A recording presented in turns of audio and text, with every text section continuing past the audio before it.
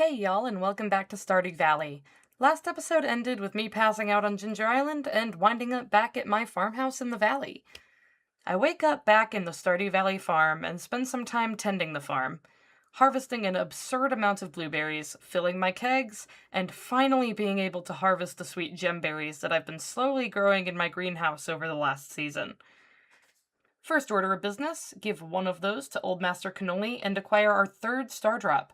I think I need 3 more for perfection, and I know how to get 2 of those. Any tips on how to get the third one, please let me know in the comments. We also unlocked one of the mastery things, so I make my way over to the Chamber of the Five Ways to pick up the Iridium Scythe. I decided we're going to spend the rest of this day in the valley because there are things I want to get done. We have Clint start upgrading our hoe, and wait for Robin to come back into her house so we can make her work after she's closed her shop for the day. Upgrading our third shed. We try to catch Clint at the saloon and stumble across Lewis and Marnie talking about their secret love affair, which I totally doubt the entire town already knows about. Like, what do you mean it will undermine your authority? It's not like you're already married or anything. Do you have to take a vow of chastity to be a mayor in the Stardew world or something? We also enter a saloon that is completely empty at 9 p.m. so Gus can tell us about his financial trouble. Her name is Pam. After all that, Kent isn't even at the saloon. I spend time talking to everyone there and head home. I'm looking forward to that profit screen. Oh, it's Kent! Where did you find this? This man. We fought together in the war, Peanut. He was like a brother to me. But only one of us made it back. He never lost his courage, though, even in the face of death. A true hero. I'll never forget him. Thanks for bringing me this. It means a lot to me. Here, take this. It's been sitting in the back of our cupboard for years, and we've never used it. Gourmet tomato salt. Kent gives us gourmet tomato salt. I only have one idea who that might go to, so we head back to the saloon. Gus gives us the Stardew Valley rose, and we try to give it to Emily, but she says she has a friend who lives far from here that would love it. So Sandy it is. We'll have to do that later, though, because it's time to sleep. Take a look at this profit screen. And that's pre-ancient fruit wine. Granted, I've never actually seen an ancient fruit wine profit screen in my own game. For yet another rainy day of summer, we go back to Ginger Island and strive to get enough nuts to unlock the island farmhouse. First, we finish clearing the farmland, then do some fishing, and get some walnuts from that. I found this Simon Says gem game, and completed it for 3 walnuts. Aww.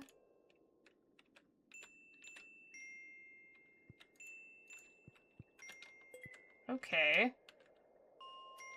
It's like a Simon. Okay.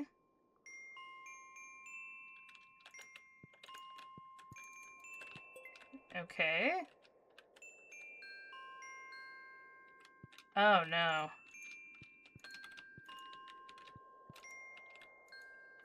Okay.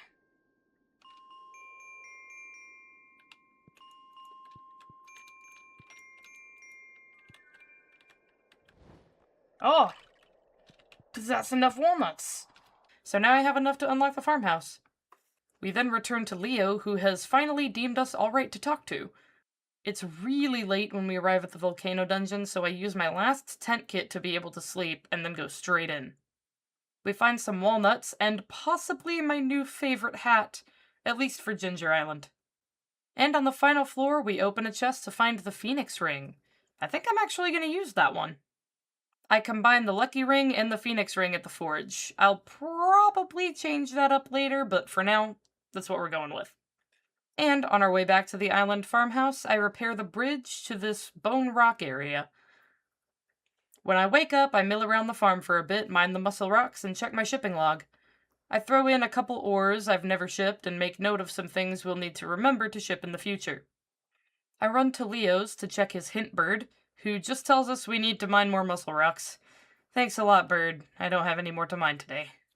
So we return to Pelican Town to get my new gold hoe from Clint, but I do pass by the request board and pick up Gus's omelet quest on the way. I also head to Robin's to get her to upgrade my fourth and final shed, and we go on a quest to clean up my journal requests. First, by giving Demetrius a pufferfish, grabbing some apricots for Emily, and eggs for Gus. Then we start working on placing the machines in our miscellaneous machines shed. I do a little deforestation to be able to make more cheese presses, and buy 1 hops from the traveling cart so I don't need to plant one to bring Pam a pale ale. As we're deforesting, a train comes through the valley, which also reminds me that the train platform area is where you start the wizard quest for the magic ink. We need to speak to Krobus first to get the dark talisman, but I go back to deforesting for the time being.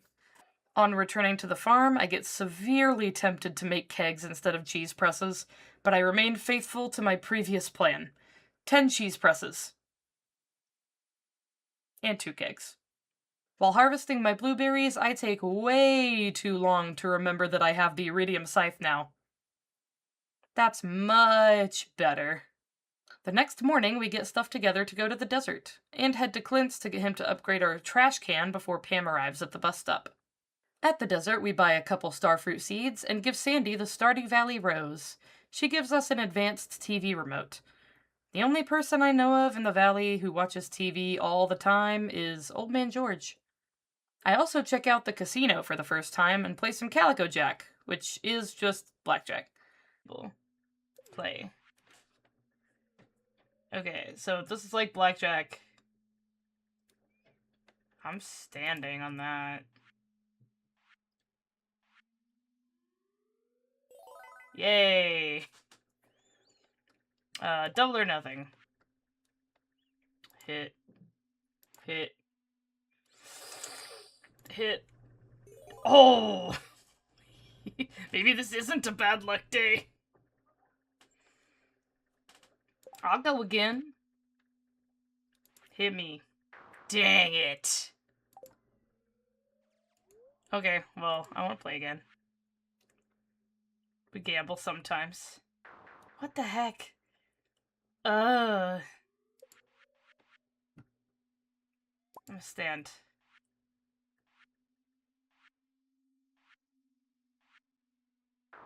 Dang it. Oh, well, I'm out of coins. On my way to give George the TV remote, we find Shane making a commercial for a JojaMart competition.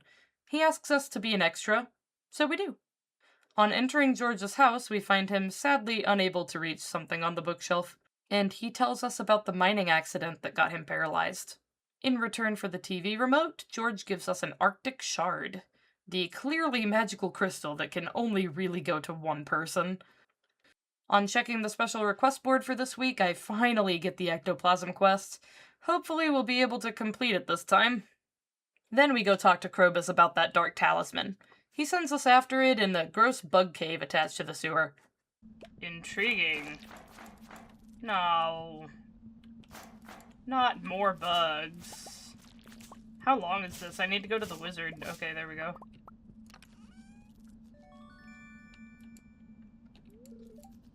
You found the dark talisman. It's covered in bug slime. Ew. I give the Arctic shard to the wizard, and in return I get a big ol' wriggly worm. That can only really go to Willy. We'll have to give that to him later. For now, I'm sorting out my inventory and getting some starfruit growing in my greenhouse, just because. After doing some chores on the farm the next morning, we head to the beach to give Willy this wriggling worm. And in return, we got the pirate's locket, but I'm waiting till tomorrow to go back to Ginger Island when it's raining. I go to the mines in search of ectoplasm and have no luck on this first day of hunting for it, even with the burglar's ring. I do get a decent haul of iron ore, though. The next day, instead of working on the time-sensitive quest, I opt to go to Ginger Island. On the island, I get a couple walnuts from my taro tubers, get an aquamarine from one of the gem birds, and 1 walnut from the mussel rocks. And I completely didn't think that Birdie might not be outside on a rainy day. We'll give her the locket later. This is the point in which the ectoplasm quest completely leaves my mind, and my thoughts are consumed by finding walnuts. We find 1 walnut in the area with the tiger slimes and mahogany trees, and decide to check my journal scraps for walnut locations. Luckily, we have 1 that's just nearby on the farm. We dig up that walnut, and that's the only journal scrap that gets us an easy nut for now. I do find one more surprise walnut in the debris from around the farm. After getting a hint from the bird, we go on the hunt for the two hidden in the west. I find one under a large rock and the other in the sand of the beach. I spend some time cutting down all these coconut trees and go to sleep in the island farmhouse. Since it's sunny, we can go give Birdie her husband's locket. She gives us the fairy dust recipe and some golden walnuts for our trouble. I go to the dig site to repair the bridge now that I have more than 10 walnuts, having completely forgotten that I already repaired it. We learn there's someone trapped behind a rock slide, and I need a bomb to get him out. I don't have one on me, so we run to the volcano dungeon to grab whatever ore we find first. We repair the bridge in the volcano dungeon, because I can, and head in, find some iron ore, craft a bomb, and immediately leave. After freeing Professor Snail, we grab the walnuts we can from the dig site and go meet the professor in his tent. He wants us to pretty much do his work for him. Such are the woes of a video game protagonist. And we finally get those mummified animals out of our inventory. Our reward is 2 more golden walnuts. I check the board that wants me to count the number of purple flowers on the island, which I try to do for a little bit and then give up and give it a completely random guess. I mine up all the bone rocks in the dig site and get literally nothing for Professor Snail. I find this long path to a walnut near the Joja bird, and on the way back to the farmhouse, we build the trading hut and find out I need 5 dragon teeth to get a banana sapling, which I know I need for my shipping log and for a walnut. I talk to Leo's bird real fast to find that there are still 2 walnuts in the mussel rocks. Great hint, bird. It's really helpful. The next morning, I finally find the gourmand frog. He wants to see a melon, which I already have growing on the island farm. I decide to go to the volcano dungeon to see if I can find any dragon's teeth, and just before I get to the volcano dungeon, I abruptly come back to my senses and remember that I need to be hunting for ectoplasm instead. So back to Pelican Town with 2 more days left on that quest. No luck with the ectoplasm today, but we'll start bright and early tomorrow. I do take a little time to give a pale ale to Pam, sashimi to Pierre, and a cactus fruit to Linus before diving back into the mines. I once again have no luck finding the ectoplasm today. I have 1 more day to try and make this work. Let this be a lesson in letting yourself get too distracted by other things. Because we do get the ectoplasm the next day, but not with enough time to bring it back to the wizard to complete the quest. Here's hoping that I'm lucky enough to roll that quest again in the next episode. If y'all enjoyed this episode, leaving a like only costs you like an extra second, and maybe consider subscribing if you want to see more of my stuff. I stream all the footage that makes up these videos on twitch.tv/OneTruePeanut. The link is in the description. Have a fantastic day. Bye-bye!